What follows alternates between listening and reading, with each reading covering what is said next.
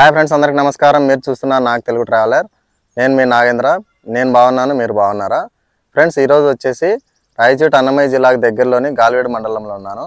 నా previous video కనుక మీరు గమనించినట్టయితే సుమారుగా 1300 సంవత్సరాల ముందు దేవాలయము మొత్తం శిథిలావస్థకు చేరుకునేది. అవస్థలో ఉన్న దేవాలయాన్ని, శ్రీ వెంకటేశ్వర స్వామి దేవాలయాన్ని కొంతమంది యువకులు కలిసి గ్రామం తిరిగి చందాలు వసూలు చేసి దేవాలయాన్ని మొత్తం రెన్యువేషన్ చేయడం జరిగింది. సో ఆ వీడియో చూడని వాళ్ళు ఎవరైనా ఉంటే తప్పకుండా చూడండి. ఫ్రెండ్స్, ఈ దేవాలయానికి లింకప్ ఇప్పుడు మనం చూసేది శ్రీ మల్లికార్జున స్వామి దేవాలయము, శివాలయం అంటాము. ఈ దేవాలయం కూడా సుమారుగా 200 పైన ట్రాక్టర్లతో దేవాలయం మొత్తం అయితే పుడకబోయింది.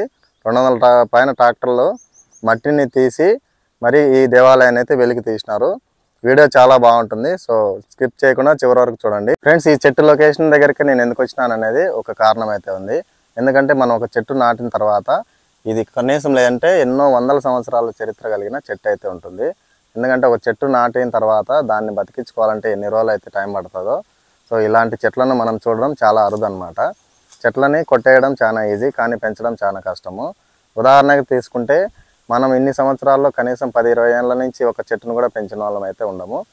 సో ప్రతి ఒక్కరు కూడా ఒక చెట్టును అయితే నాటండి, మీ భావితరాలకైతే ఉపయోగపడుతుందని నా యొక్క చిన్న సలహా అనమాట. ఇన్ని వందల సంవత్సరాల చరిత్ర కలిగిన చెట్లను అయితే కాపాడుకుందాం మొట్టమొదటగా. అలానే మన పురాతన కాలంలోని నిర్మించిన ఎన్నో దేవాలయాలు అయితే మరుగున పడి ఉన్నాయి.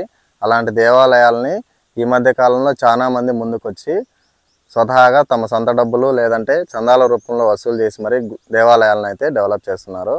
సో అలాంటి వాళ్ళందరికీ కూడా నా ఛానల్ తరపున మరియు నా వ్యూవర్స్ అందరి తరపున కూడా కృతజ్ఞతలు తెలుపుకుంటున్నాను. సనాతన ధర్మంలో ఎన్నో దేవాలయాలు, కొన్ని వందలు కాదు వేల చరిత్ర కలిగిన దేవాలయాలు అయితే ఉన్నాయి. అలాంటి దేవాలయాలు నా వీడియోస్లో అయితే మీరు గమనించవచ్చు. శ్రీ వెంకటేశ్వర స్వామి పాదాలు కానీ లేదంటే అక్కులమ్మ కొండ కానీ ఇలా యూట్యూబ్ చరిత్రలో ఇంతవరకు ఎవరు తీయని వీడియోస్ కూడా తీయడం జరిగింది. సో తప్పకుండా నా ప్రీవియస్ వీడియోలు అయితే చూసి లైక్ చేసి మీ ఊరిలో ఏదన్నా గుళ్ళు ఉంటే కొన్ని వందల సంవత్సరాలు కానీ వేల సంవత్సరాలు కానీ నాకైతే కామెంట్ రూపంలో తెలియజేయండి. తప్పకుండా నేనైతే మీ ఊరికి వస్తాను.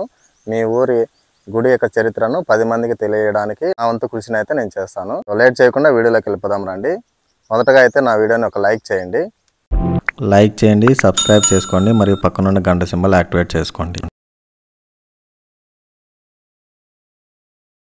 ఫ్రెండ్స్, మీరు నన్ను ఫేస్బుక్ మరియు ఇన్స్టాగ్రామ్లో ఫాలో అవ్వచ్చు. మీ సపోర్ట్ నాకు ఉంటుందని ఆశిస్తున్నాను. నాకు తెలుగు ట్రావెలర్.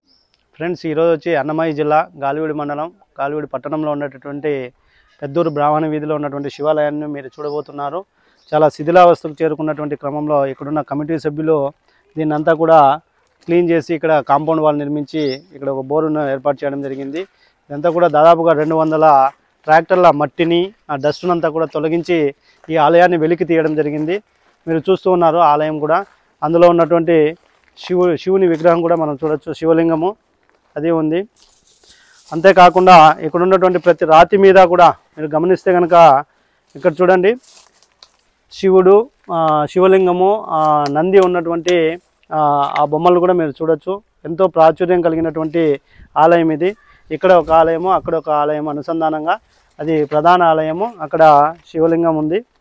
దీన్ని మీరన్నీ కూడా శిలా సంపద కూడా చూడొచ్చు.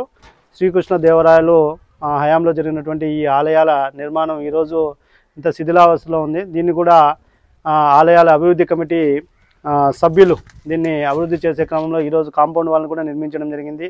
రాబోయే రోజుల్లో ఎండోమెంట్ ద్వారా దీన్ని కూడా డెవలప్ చేయడం జరుగుతుందని చెప్పి తెలియజేసుకుంటున్నాం. శిథిలావస్థకు చేరుకున్నటువంటి ఆలయ ప్రాంగణంలో కనుక మనం గమనిస్తే ఈ స్తంభాల మీద చూస్తున్నారు కదా, ఇక్కడ శివలింగం, ఇక్కడ నంది విగ్రహం, ఎదురెదురుగా ఉన్నటువంటి చిత్రాన్ని కూడా మీరు చూడొచ్చు.